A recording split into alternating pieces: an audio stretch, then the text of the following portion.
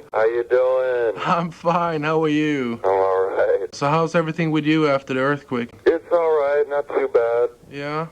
Yeah, some of my friends got pretty messed up, but we were kind of lucky, and things are pretty cool, actually. Oh, that's great. That's great. Too bad. Yeah, so I'm dividing this interview to like 3 pieces. One about you, one about your solo album, and one a part about Burning Water. Okay, first of all, how old are you? I'm 35. And when did you start to play? How old were you? I started playing when I was 11, and started doing sessions when I was about 20 or 21, I think, or somewhere around there. Let's see, what's the first album you ever played on? The first professional thing was I went into the studio with Boz Skaggs. He went in to do some tunes, but they never came out, actually. It was between his records. And, you know what, a couple people have asked me this, and I don't remember what the first real session was, actually. I started out doing demos, and then it just kind of turned into other things, so I can't really remember the first one. There's a name of a girl, maybe I'll think of it in a minute. It was real early on. It's hard to remember after all these sessions, huh? Yeah, I should do some homework. Yeah. Right. How many albums have you played on? Do you know that? I have no idea, but including like all the Japanese ones, and it's definitely in the hundreds, Yeah. Especially the Japanese albums, like you said, it's... Right, I've done a ton of those. Oh, yeah. So, let's see, let's go back here. So what's your main rig now? What do you use now? On sessions I still use... I bring a lot of stuff these days. I bring, I use the custom audio preamp with, some standard effects like PCM 70s and PCM 42s. Yeah, the Eventide. And a VHD power amp. Yeah. But I also I've been bringing just like a couple Marshall heads.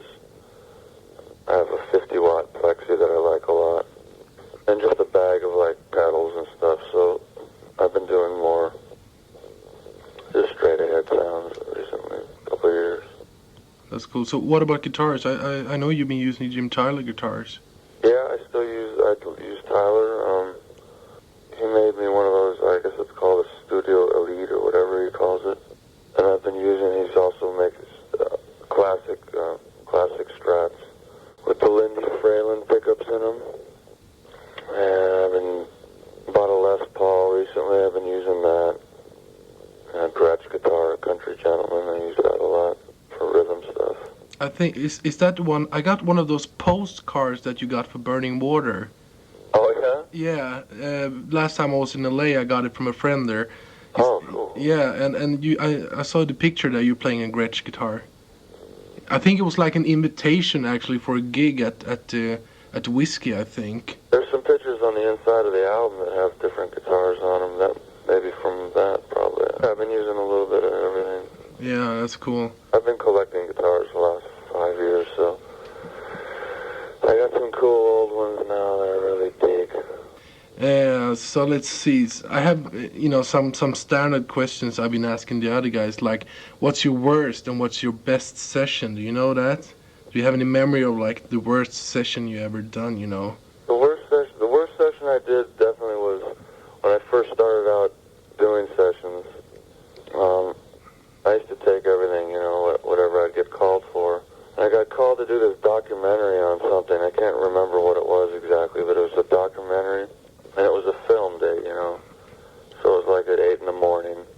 And they had a full-on orchestra there.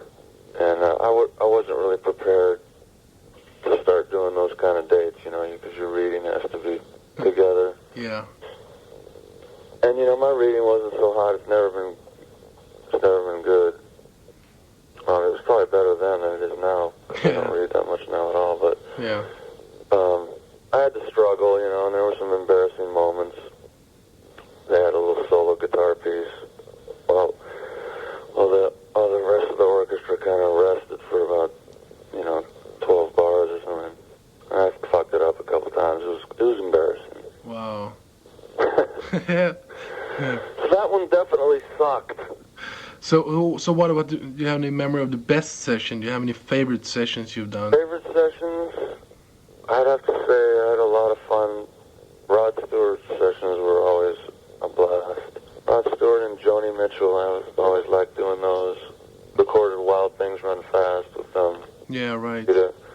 Larry Klein, that was some of the most fun times, definitely. Yeah.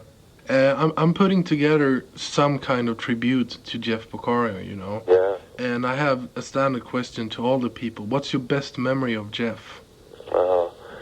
My best memory of Jeff is just his stories all the time. He was just so full of all these great stories all the time. He would come to the sessions and tell, you know, he was such a sweet guy, and he would always have these great tales to tell, you know? Yeah. That's one of my fondest memories of him, and it's just such a great sense of humor. He was so fucking funny. Yeah. And the greatest drummer of all time. And the greatest drummer of all time. You know, I still can't believe it. I think about him every day still. It's just like so unbelievable, you know? Yeah. So you got to hang out a bunch of times, huh? You got to know him pretty well then. Yeah, actually around that time in '91 when we recorded my album, that's when I, you know, really got to know him, you know. Right. And my best memory is that he called me at the hotel, you know. We spoke for like 2 hours between the 2 days we were recording. And the stuff he told me that day, you know, changed my life, you know. Hey, what was he talking about? Well, everything in life, you know, like how to write good lyrics, you know, good ideas about doing sessions, whatever, you know, everything in life, and his idea of most of it, and it changed so much the way I think about music and people and everything, you know. And that's one of my, I think that's my best memory of Jeff. That's your best memory? Yeah, it must be. That was Yeah. a pretty soulful thing. Yeah. So, well, let's go on there. How many sessions do you now? Do you still do that many sessions every week and everything? I still do quite a few. It comes in spurts, you know. Yeah. There'll be a week where I won't work so much. A couple weeks I won't do that much. But right now I'm kind of working on this show for MTV. Oh yeah? What's that? Tell me about it. It's called Catwalks. Oh yeah. Well, that's a great show. If it's the same show.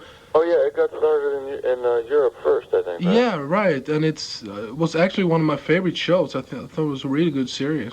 Well, it's premiering. It's starting up here in March, so I've been actually writing songs for it too, which has been cool. So the music's pretty good in it, you know.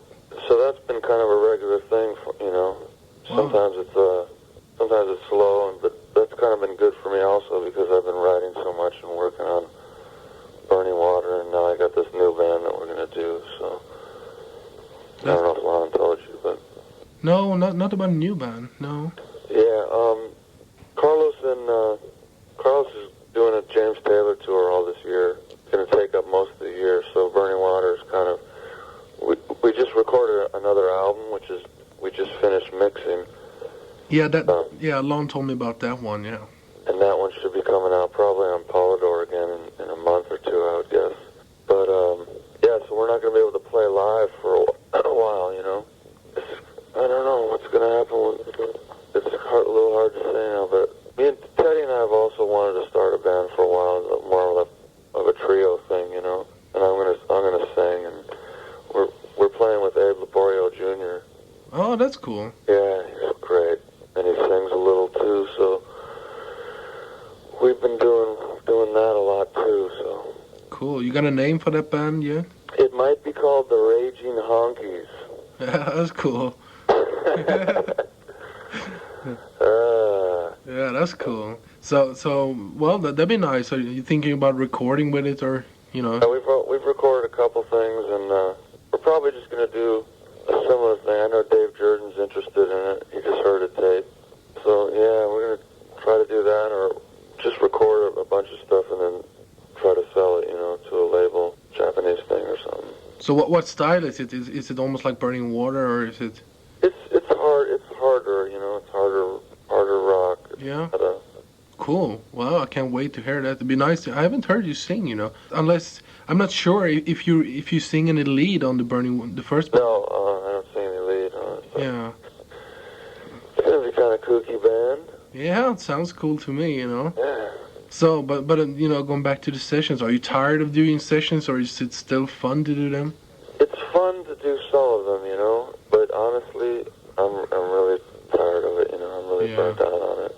Because, you know, a lot of times the music it's just kind of the same old tunes every time, you know. It's either pop ballads or pop music, or I'm definitely tired of that, you know. But, you know, every once in a while you work for a great producer, you know, like Don was. He always does cool artists like Felix Cavallari, and those are fun. You know, it's good to work for certain producers that definitely have a good time. Larry Klein does cool things all the time. Yeah. Just did Julia Fordham. Yeah. What about Foster? I haven't been working for Foster in a while. Yeah. I kind of parted ways with him. I stopped doing sessions for a while. I don't really know what happened, but I don't work for him so much anymore. Yeah. He's been using Michael Thompson. His shit has been getting so pop lately. I know. He's getting so soft with everything. It's really like, yeah, you know. Yeah. Okay with me. It's too bad. I mean, he used to do all the greatest classical albums, you know, all the stuff. That's really weird. Yeah, and all the good rock albums like Fee Waybill and stuff. Yeah, I was just gonna say, Fee Waybill is such a fucking hip record. And now he's been like, whatever. He's probably making all the dough. That's probably what he's taking. So. Yeah, maybe he's getting old, you know. You never know. Yeah, maybe he's getting a little older. Us guitar players just get nastier when we get older. Yeah, I know. So yeah, getting back to sessions. Yeah, I've been kind of burnt out on them for a while, but you know, the one good thing is every once in a while a good project comes along. With great musicians, you get to play with some cool people. Yeah, that's cool. So what about your idols, you know, when you were growing up and now? Who were your idols, guitar player-wise, when you were younger? When I was younger, it was definitely Hendrix all the way, you know. Remember when you were a kid, you used to have like little rivals, like either you liked Hendrix or Clapton. Sure. I always took Hendrix's side. Yeah. But, yeah, I was just totally into him when I was younger. That's all I was into. I was kind of real full-on Nazi about it. I didn't like anyone else. But now, definitely I can appreciate Jimmy Page and of course, Jeff Beck and Clapton. But yeah. There's one thing I hear a lot in your playing, and I'm not sure that you think about it, but I often hear a lot of Eddie Van Halen in your playing, especially the old Eddie.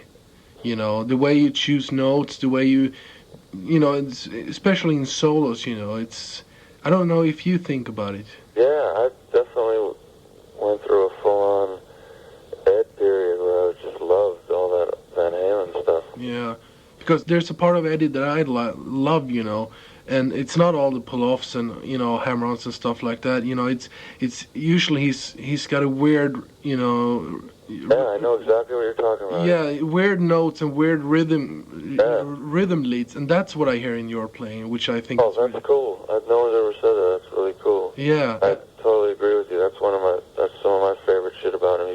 He was so out there. Yeah, and it's on some of the earlier records and the solo I think it's in Out of Love, and some of those solos are unbelievable. Yeah, and they had like a lot of sense of humor to some of those solos. Exactly, you know, he sounds so happy, you know. But he's happy, but he's still cool, you know. And it's well, that's cool. That's cool. I definitely agree with you that he has had that cool thing, and yeah, I was definitely influenced by him. So, is there any chance of a new Landau solo album? You got any plans for another one? Like an instrumental one? Yeah. Probably not right away. I mean, with these band things, you know, like Burning Water, that was almost another solo album with vocals, you know, in a way. Instrumental music. Yeah, like the Tales from the Bulge album. I don't know, probably not for a while. I would like to, definitely, but I think right now the priority is getting this other band going. Yeah, so what about Charisma? Any chance of a new album there? I don't know, I saw David the other day, and he's been playing around live, but he hasn't been talking about doing another record. I'm sure he would like to. but there are no definite plans at this point. No. Have you done any album after the Forever in the Arms of Love? Charisma, yeah, I think that was it. Yeah. That was the last one. It's a great album. Yeah, it was a fun one. We did that live a lot. Yeah, that's cool. Well, I've seen you at the Potato so many times, you know, and I love those gigs. The Spud. I got a couple of questions about your solo album, Tailster. That album changed my whole idea of playing guitars. You know, it's. Wow. I think it was so inspiring that I probably stopped playing for a couple of weeks. You know, just to sit down and think for you know. Yeah, I mean it's an amazing album. The sounds, the way you play and everything on it, it's so unique. You know, I just had to tell you that. Much. I appreciate that. Yeah, it's a great album, you know. So I was wondering about the clean sounds. If you go, you know, if you use line boxes or if you mic them or whatever, and what amps you use for them. Can you give me a tune in particular, or? Well, it's especially first song. First song we did direct. I didn't use my rack a lot on that record. I didn't use it at all, I don't think. Oh yeah? A couple tunes. Because I wanted to kind of just get away from, you know, the routine of the same old sounds. And exactly. So what I remember for that tune, I'm Buzz, you're talking about, right? Yeah, right, yeah. I plugged in direct and we compressed it, and then Alan, we put a harmonizer on a stereo harmonizer. I mean, we basically did the same things that I do in my rack, but it just sounded a little different maybe because he was tweaking it instead of me, so. Yeah. I think we chorused it and then ran the chorus through a harmonizer, you know, so that it got real swimmy that way. Yeah, some of them were direct sounds. I think you played like baritone on a couple of songs, didn't you? I played it on one song, yeah. I played it on a song called Judy. That was direct too. That's a Farrington acoustic baritone, and it's got a what's that pickup? A Fishman, I think it is. Yeah, we just went direct through that. I think I put a little symphonic chorusing on it. Yeah. Basically that. And it sounds like you're playing a lot of Marshall for the distorted sounds, you know. Yeah, we did. Yeah, we did. Yeah. And I know it's done very good over here in Scandinavia and everything. There's a lot of people asking about a second one. Yeah, I think about it a lot, and it's really a matter of time. It's like not that I don't want to, you know. Probably enough material to do another one, instrumental music like that. If these other bands don't work out, there's a couple labels here that would maybe want to do it, so I would definitely like to do that. Yeah. Actually. I'd like to play live with it too, you know. Oh, that'd be great. Put together a cool band. Yeah. Let me ask you this real quick. Do you think if I brought over a band over there, not doing the Tales from the Bulge thing, that people would come out too, or? Absolutely. I know it for a fact. They'd be thrilled to have you come over here with any constellation of people you would like to play with. Wow, that'd be cool. We should hook that up. Yeah, we get tired of playing for the same people over here, you know. Yeah. Yeah. So, well, I got some questions about the Burning Water album. Yeah.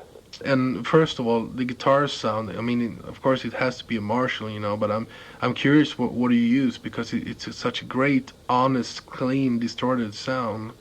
I used this 50 watt. It's a 50 watt Plexi. I used two of them. One was just like a stock one, and the other one that I like a lot is kind of more super bass style. You know, it's not real gainy and it's not real trebly.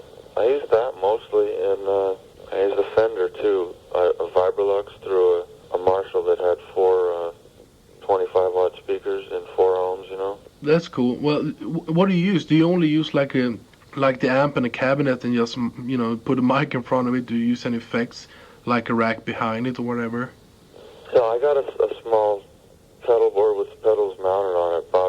Bob Bradshaw made me a switching box that I can plug. It's like a big AB box, basically, you know. Right. I can have up to 4 amps. It has 4 amp outputs, although I only use, a couple at a time or one.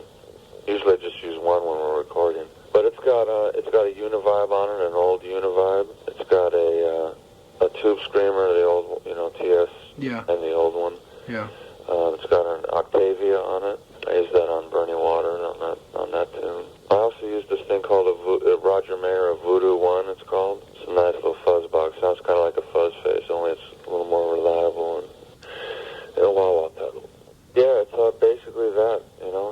so pure and honest. That's what I like about it.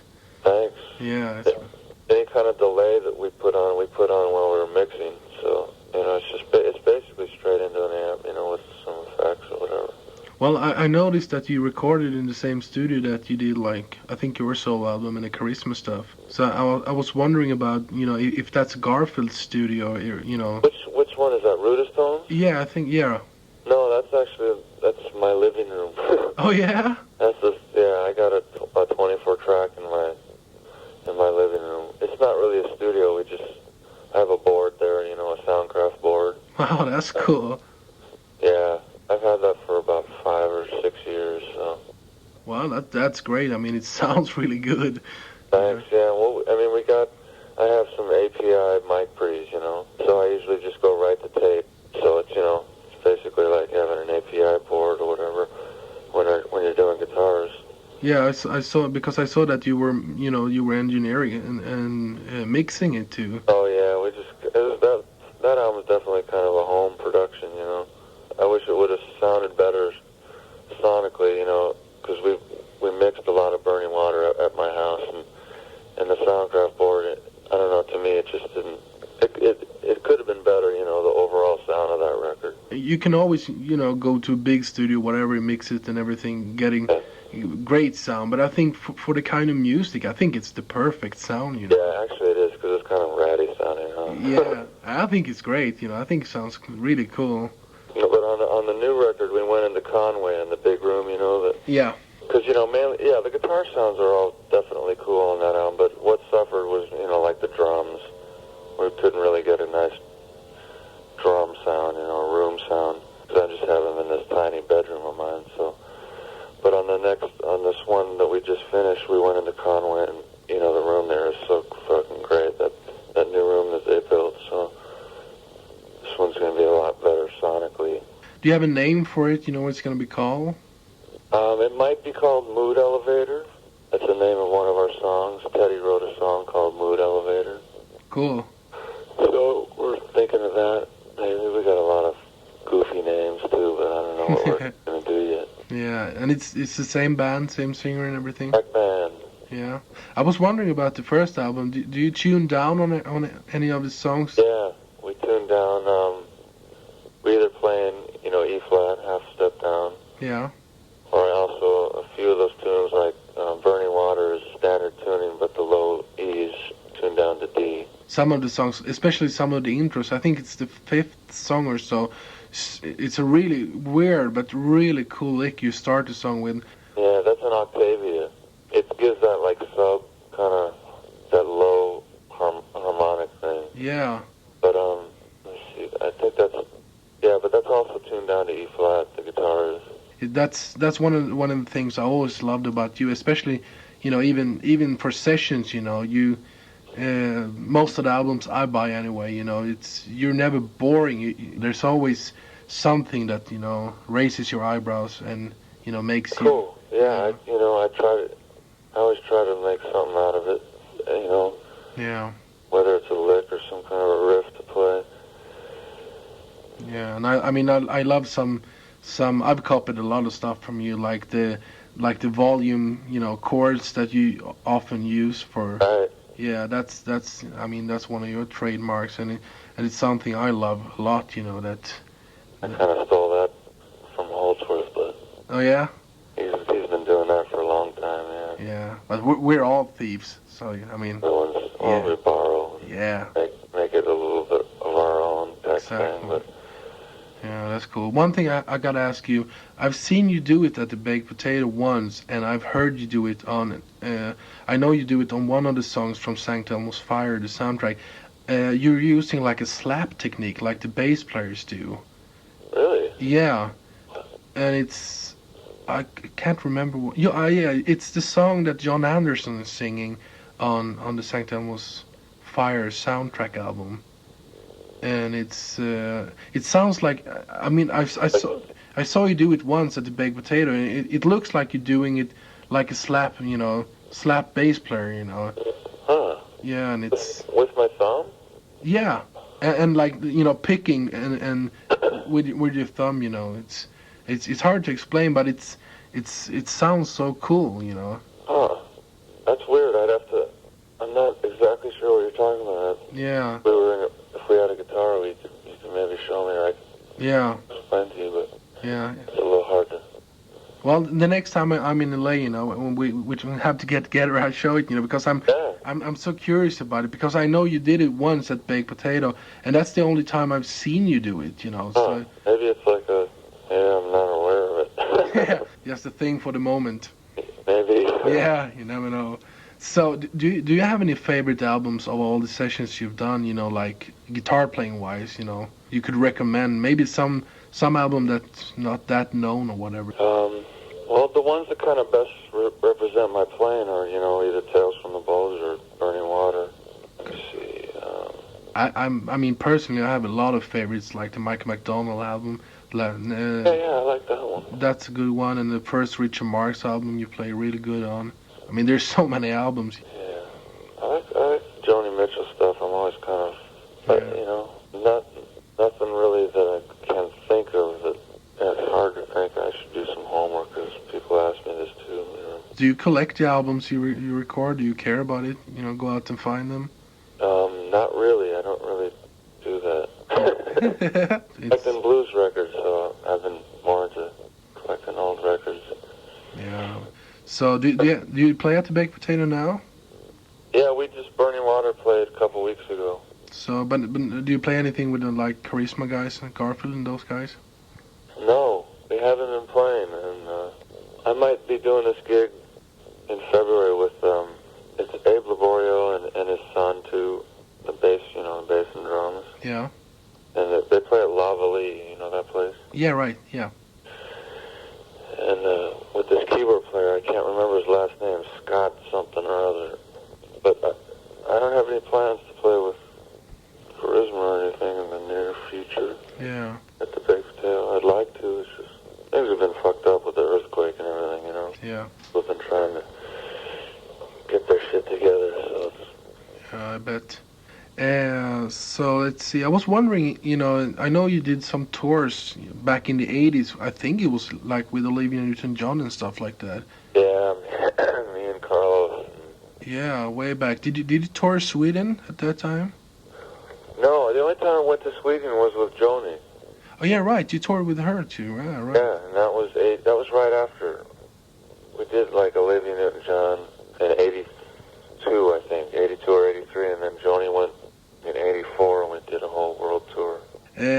Let's see. You know, I have to ask you because I told some friends, you know, I was going to do this interview, and some people called me up, you know, and said, well, you got to ask this, you got to ask that. Okay. And I know one old album that's really a cult album over here, you know, one of the classic albums, and it's still way up on the playlists and stuff. It's the Maxis album. Oh, yeah. Yeah, I bet a lot of people talk to you about it. Yeah. Yeah, and I heard some rumors that the Soul album that Jay Gruska made after that was really supposed to be the second Maxis album. Is that true, or? Probably because, you know, the main writer in Maxis. Yeah. Him and Robbie, and he was the singer, so yeah, in a way it was. Yeah.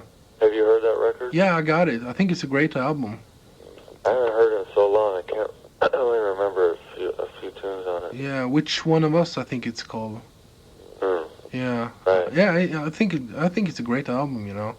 Yeah, I mean, those guys, that whole Maxis thing was, I kind of came in at the very last minute, you know. They had already cut that album with a different producer and with Bruce Gowdy playing guitar like a year before that.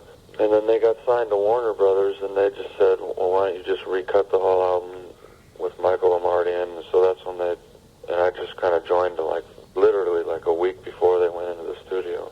Yeah, so Jay, I'm sure they had a lot of tunes, and then when they broke up, I'm sure, you know, Jay had all these tunes left, so I'm sure, in a way, it is kind of a Maxis album, the second one.